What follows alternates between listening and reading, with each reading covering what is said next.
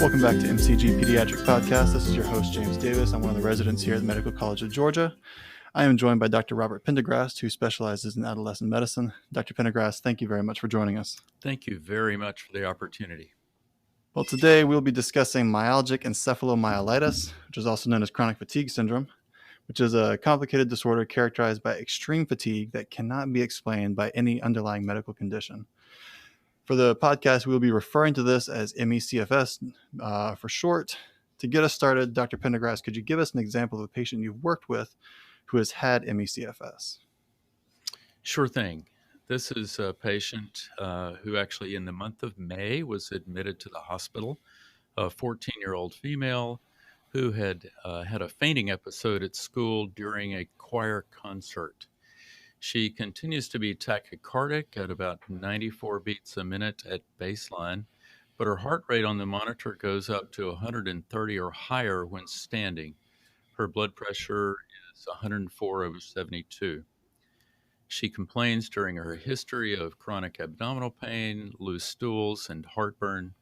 Her parents tell you that she's gluten intolerant and vomits easily if upset. She was well until she had the flu back in November, but never recovered fully. She missed more than 20 days of school this semester, either because she was, quote, too tired to get up in the morning or because of pain with menstruation. She's at risk of not passing the 8th grade, even though she's a bright student. She even quit the volleyball team, which was her favorite activity, because any exercise drains her energy for days.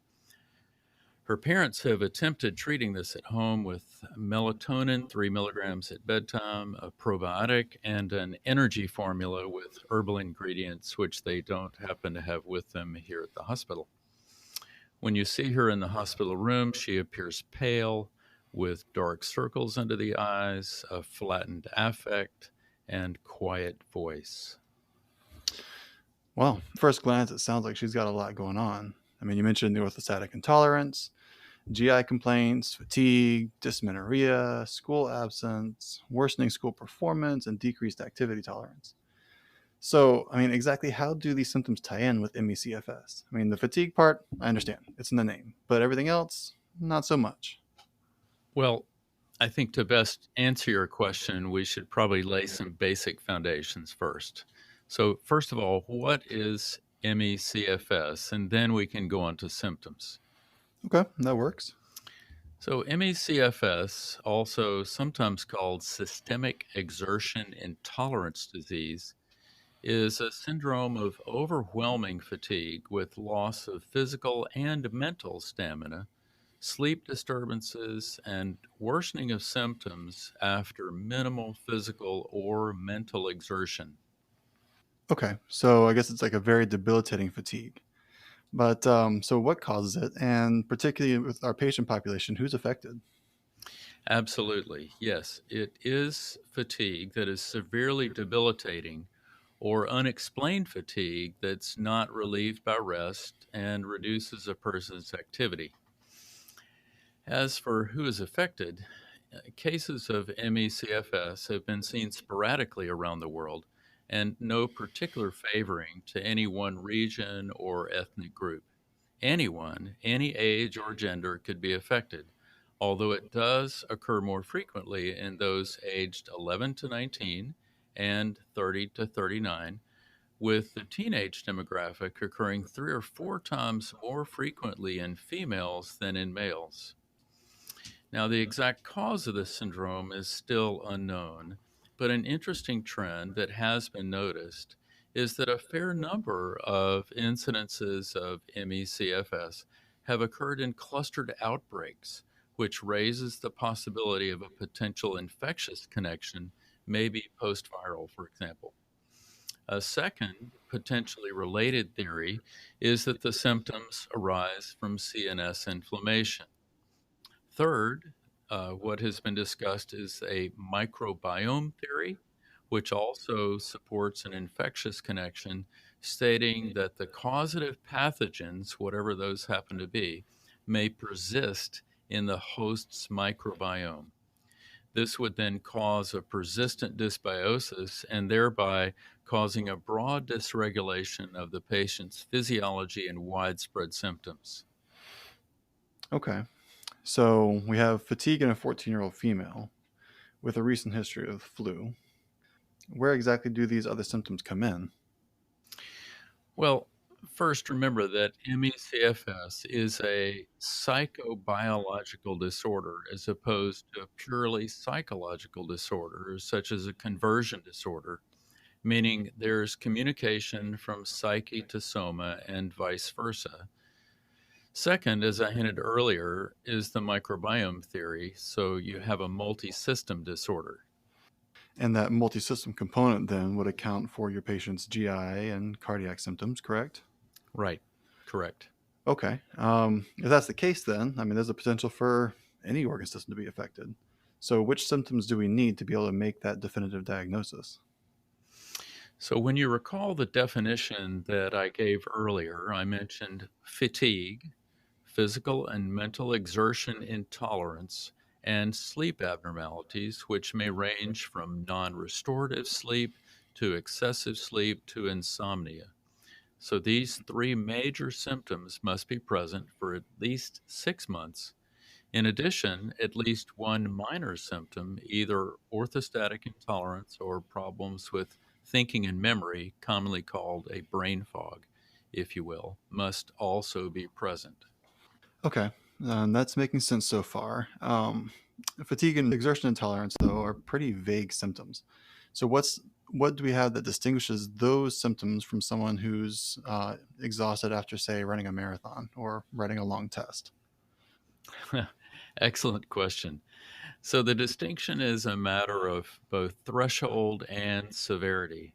The severity of fatigue is such that a patient would have greatly diminished ability to do activities that they previously did as a normal part of their life, and the exertion intolerance that is also known as post exertional malaise. This is defined, that is, post exertional malaise, is defined as a worsening of symptoms after previously normal amounts of physical or mental exertion, sometimes leading to a crash and burn cycle if the patient is not careful. Similarly, the orthostatic intolerance is defined simply by worsening of symptoms when upright. Additionally, note that 6 or more month duration was established as a diagnostic criteria in adults, and there's some consideration ongoing as to whether the duration should be only 3 or more months in children and adolescents. Okay. So to sum that up, then, for diagnosis, we need at least 6 or possibly 3 months, depending on the literature we're looking at, of three major symptoms and one minor symptom to make the diagnosis, with the major symptoms being severe fatigue that inhibits one's ability to do their previously normal activities, two, a post exertional malaise after formerly normal degrees of physical or mental exertion, and three, sleep abnormalities of any various kind. And then the minor symptoms consisting of problems with thinking and memory and orthostatic intolerance. Correct, yeah. Okay. So that's kind of our diagnostic criteria. What are the other symptoms? I mean, you mentioned that earlier that this is a systemic disease, and you alluded to other symptoms when elaborating on the orthostatic intolerance. So some of the symptoms that are found in the literature as you review include neurologic symptoms such as slowed information processing, attention and memory deficits, and even demonstrable brain architectural changes on MRI, Okay. including white matter abnormalities and decreased gray matter. They also may include studies that have shown disorders of the hypothalamic pituitary adrenal axis, low overnight cortisol, orthostatic intolerance, and abnormal cytokine measures. Of these and other symptoms, the ones most commonly encountered across all patients include tender lymph nodes, frequent sore throat, GI complaints such as IBS, chills or night sweats, and allergies or sensitivities to foods, odors, chemicals, or even noise. In children and teens, common symptoms include sleep problems, headaches, abdominal pain, orthostatic intolerance, and you're less likely to see the myalgias and arthralgias that are more common in the adult population. So this isn't some kind of malingering or psychosomatic disorder then. ME/CFS seems like it's much more pervasive in terms of the effects that it can have. Which then raises the question for me, how bad can this really get? Well, frankly, it can vary a lot from person to person. Some patients really may experience mild symptoms such as tiredness, frequent school absence, and frequent illness. On the other hand, some patients may end up wheelchair or even bedbound for a prolonged period of time. Okay. So what I'm hearing you say is that the presentation and severity have a pretty wide variance. Correct. And just to expound further on the theme of wide variance, some patients may have a very sudden onset, especially when after an acute trigger, while the majority of others will have a gradual progressive onset. And in terms of time to recovery, some patients might recover within 1 to 5 years, while others might deal with the syndrome for 15 years. Gotcha. So we're looking at a pretty wide range then in both type of onset, presentation, severity, and duration. And I heard you mention triggers. So I'm just going to go out on a limb and ask, is there a wide variation in the triggers as well? Somewhat, yes. So, for example, some of the usual triggers include infectious triggers like mono, the flu, or an acute viral syndrome, trauma, stressful events, overexertion, chronic sleep deprivation, or toxic exposures. Okay. So to bring, I guess, this all back to our patient that we presented earlier, 6 months prior to her hospitalization, she had a flu-like illness, after which she became progressively fatigued. So that would be the gradual onset with the acute viral trigger.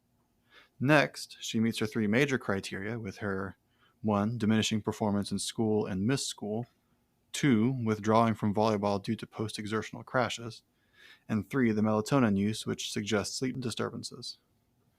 And then for her minor symptoms, she had the orthostatic intolerance and her various GI complaints, which you mentioned earlier are a common symptom in pediatric ME/CFS. Perfect, yes. Okay, so I think that pretty much answers my initial question about symptoms. Now we get to kind of the more important question of how do we manage this?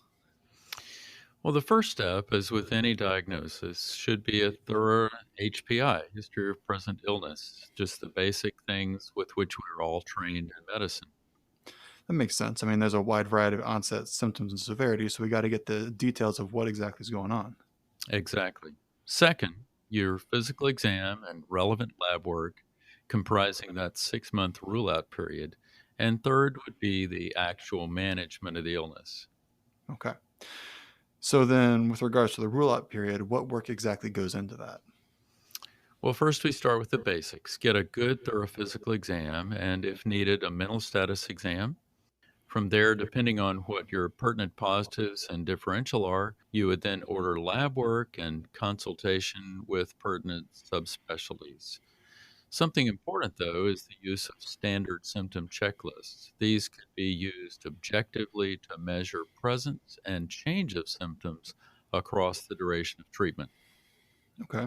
That sounds like a very useful tool. What kind of lab work do you usually order for these patients? Well, there's no single diagnostic test for ME/CFS, but basic labs, of course, would include a CBC, CMP, CRP, ESR, ferritin, TSH, free T4, B12, folate, vitamin D level, a TTG, IgA, and urinalysis because the differential is so broad. Okay. If you have suspicions of any disorder that might not necessarily be covered by these labs, for example, a double stranded DNA, to rule out SLE, then you would need to order those in addition. Okay. So that makes sense to me. So because ME/CFS is a diagnosis of exclusion, the lab work and the consults that we do are to show that our patient's symptoms are not due to any other cause, whether organic or pathologic. And then the 6 month time frame is to show that this is a chronic process and to give time to rule out other conditions. Now, once we make this diagnosis, how do we exactly manage this disease? In short, by managing expectations and prioritizing social engagement. But before I move to that point, I want to clear up something about the rule out period and process. MECFS can have comorbid disorders, so diagnosing another illness during this time period doesn't necessarily rule it out. Okay, that's actually important information to know, because I know it's really easy to get caught in that way of thinking of I found one thing, therefore nothing else is valid. So, are there any symptoms that are found that are very common comorbid symptoms? Actually, yes. For example, Ehlers-Danlos syndrome and joint hypermobility in general have a large overlap with ME/CFS, although the reason is still unknown. One theory that's been posited for that is that there may be increased blood pooling in the extremities in someone with this connective tissue disorder or hypermobility. Other chronic conditions that are commonly comorbid include SLE, Sjogren's syndrome, and the coexistence of depression in these patients warrants a special mention of its own. If I were to be asked, how do you decide clinically if this is depression versus ME/CFS? I'd say yes, the vast majority of patients with ME/CFS are likely depressed and meet diagnostic criteria for depression. But the inverse is not true of patients with depression. Most patients with depression will not meet criteria for ME/CFS. Since this is not an either or situation, it's incumbent on all of us clinicians to think about both diagnoses when assessing a patient and do enough inquiry to elicit data to support one or possibly both of those diagnoses. Okay, so I'm seeing a teen in my office who appears to be depressed. What exactly do I do to decide whether this is depression or ME/CFS? First, remember that they're not mutually exclusive and there's quite a bit of overlap. And a patient with ME/CFS who's also depressed by your standard diagnostic criteria for depression needs the depression treated like any other patient with depression. We treat comorbidities in ME/CFS when the core disease can't be treated. So treat the depression while you acknowledge that there's more than depression going on here. But a pitfall here would be if a clinician has not been educated about ME/CFS, might see a patient with the disorder, almost all of whom are depressed, and mistake it for depression alone because they do not have a sufficiently broad differential diagnosis. I gotcha. So it's kind of like the adage of when all you have is a hammer, everything seems like a nail. It's interesting. All right. Jumping back to the management, though, you mentioned that it's important to manage the patient's and I'm assuming the family's expectations, correct? What do you mean by that? Well, remember what we discussed earlier that there's a good deal of variability in severity of symptoms and duration of disease. Mm-hmm.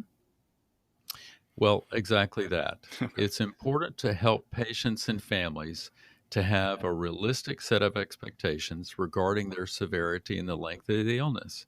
This includes helping families understand that ME/CFS is not merely unwillingness to go to school or social engagements. This is not school avoidance. And also to help them understand that there's no simple cure and that it's certainly not all in the patient's head either. Okay. So it sounds like a tall order, but I can see how that would be very important so we can get everyone on the same page and help foster a sense of collaboration to create a quote healthcare team, if you will, between the family and the physician. Once we get this rapport established, what exactly do you do to proceed with managing the patient's problems?